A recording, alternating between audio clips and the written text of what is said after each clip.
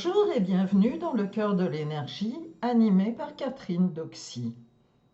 Après avoir exploré notre eau intérieure et le magnétiseur qui y sommeille dans l'épisode précédent, parlons aujourd'hui de l'autre force motrice qui nous anime, le feu.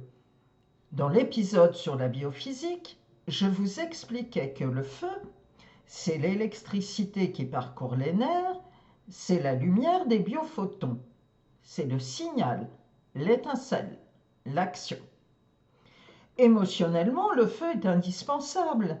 C'est la vitalité. C'est l'énergie qui nous fait nous lever ce matin, qui nous permet de défendre notre territoire, de trancher, de décider. C'est aussi la vivacité intellectuelle. C'est la part masculine, émissive, celle qui agit sur le monde. Dans la méthode Energia, ce feu n'est pas qu'une source de stress, c'est l'outil du guérisseur. Le guérisseur, c'est celui qui agit dans l'astral, celui qui tranche les liens toxiques, qui cautérise les plaies, qui brûle les anciennes mémoires. Pour faire cela, il faut une énergie yang puissante, une capacité à focaliser son intention comme un laser. Cette énergie, c'est le feu.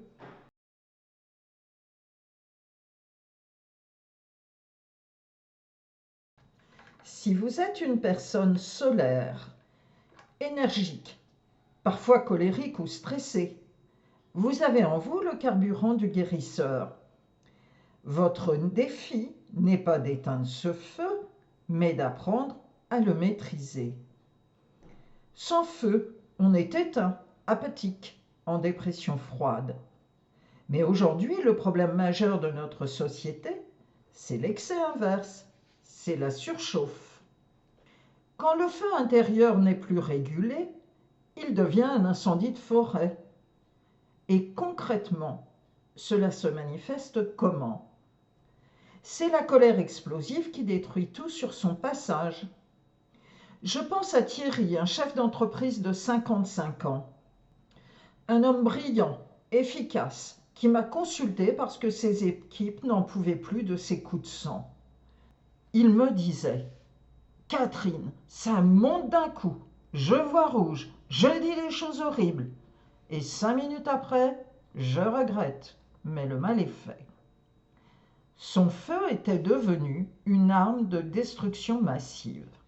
C'est aussi le stress chronique, cette tension électrique permanente qui finit par griller le système. C'est le cas de Laurence, 48 ans, qui jongle entre son travail, ses ados et ses parents vieillissants.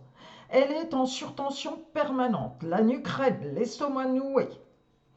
Son mental tourne en boucle à 3 heures du matin, impossible de l'éteindre.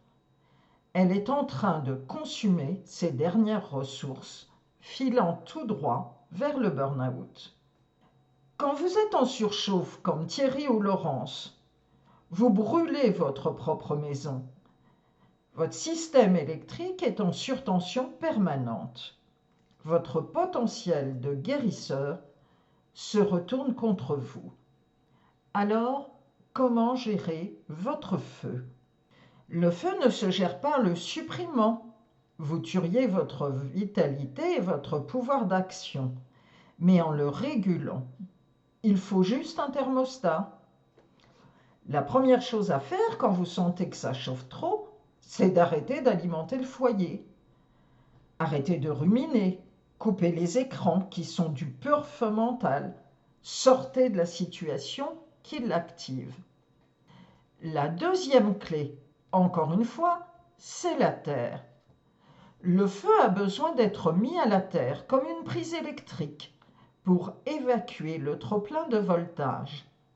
L'activité physique intense, courir, taper dans un sac, jardiner lourdement, est excellente pour brûler un excès de colère saine.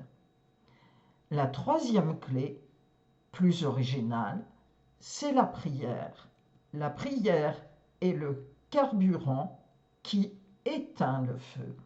Dans ma méthode, quand je travaille sur une personne en surchauffe, J'utilise des fréquences spécifiques. Souvenez-vous du rouge anesthésiant. Pour forcer le système nerveux à baisser le voltage. J'agis comme un disjoncteur bienveillant pour éviter que les plombs ne sautent. C'est la première étape pour transformer ce feu destructeur en un outil de soin énergétique précis. Nous avons maintenant posé toutes les fondations. Vous connaissez l'invisible, le quantique, la biophysique, l'astral, et vous comprenez comment votre eau et votre feu intérieur fonctionnent. Mais il manque une dimension essentielle. La clé de voûte qui explique pourquoi, malgré tous nos efforts ici et maintenant, certains blocages persistent. Dans le prochain et dernier épisode de cette première saison, nous allons lever le voile sur la dimension verticale de la méthode Energia. Nous allons parler de l'âme et de son voyage. Merci de votre écoute. Retrouvez toutes les informations sur mon site soinsénergétiqueastral.fr. Le lien est en description. N'hésitez pas à me laisser vos questions ou commentaires. Vos retours sont précieux. Et si vous avez aimé ce podcast, le meilleur moyen de le soutenir est de le partager et de vous abonner sur votre plateforme d'écoute préférée. D'ici là, prenez soin de votre énergie.